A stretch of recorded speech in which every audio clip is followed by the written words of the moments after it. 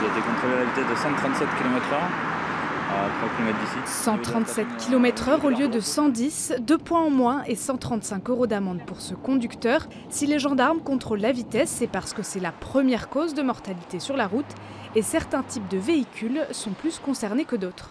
Nous avons noté vraiment une grosse augmentation de la part des deux roues dans nos accidents mortels, puisque près de 80% des personnes décédées étaient au guidon d'une motocyclette.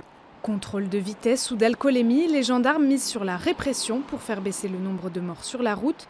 Et concernant les conducteurs de deux roues, ils comptent aussi particulièrement sur la prévention. On a décidé de monter un projet qu'on appelait Courbe et Trajectoire, dont le but était d'apprendre à des motards qui souhaitaient apprendre ça, une trajectoire dite de sécurité pour les mettre en confiance dans les virages, justement pour éviter qu'il y ait une telle hécatombe sur les routes du département.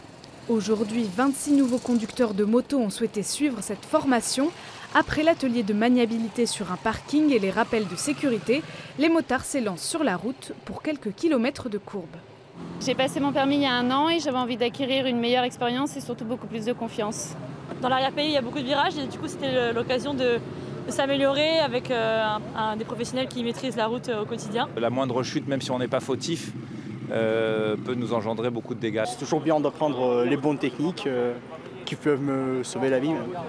Depuis le début de l'année, 298 personnes ont été tuées sur les routes de la région PACA.